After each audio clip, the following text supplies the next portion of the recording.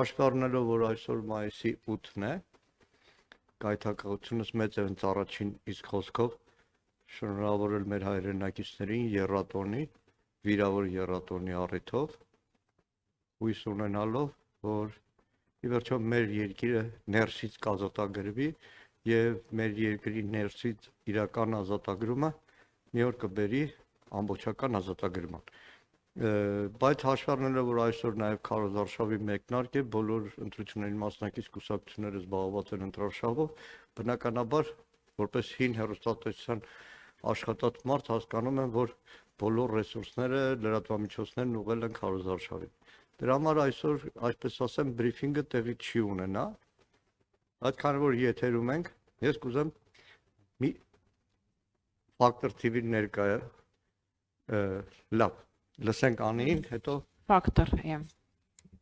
Պարոն Մանուկյան, երեկ Նիկոլ Փաշինյանը ասաց, որ իրենք չեն մասնակցելու մայիսի 9-ին Մոսկվայում կայանալիք շքերթին եւ պատճառաբանեց քարոզարշավով։ Նախ ինչպես կմեկնաբանեք, որ քարոզարշավի պատճառով Հայաստանի ղեկավարությունից ըստ երևույթին Փաշինյանի ասացից այդպես հասկացվեց, որ որևէ մեկը ներկա չի լինելու։ Արդյոք սա ավելի չի լարի Հայաստան-Ռուսաստան հարաբերությունները, թեև նշեմ, որ առաջին անգամը չէ, որ Փաշինյանը չի մասնակցելու շքերթին։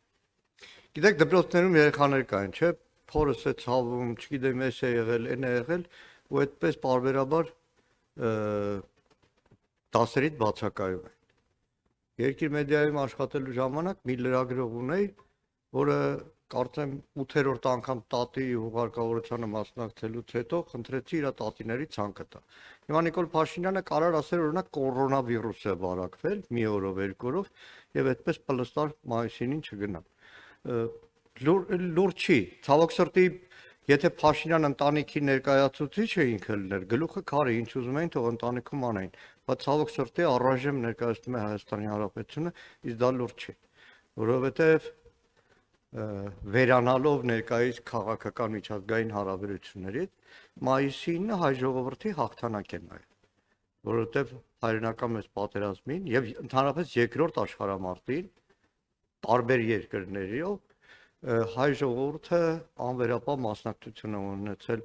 երկրորդ համաշխարհային պատերազմին եւ ֆաշիզմի ջախջախման այդ գործողություններին։ Եվ այդ առումով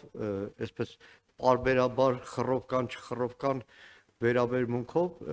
բնականաբար վնասում է Հայաստան-Ռուսաստան հարաբերություններին։ Կհիշեք, օրերս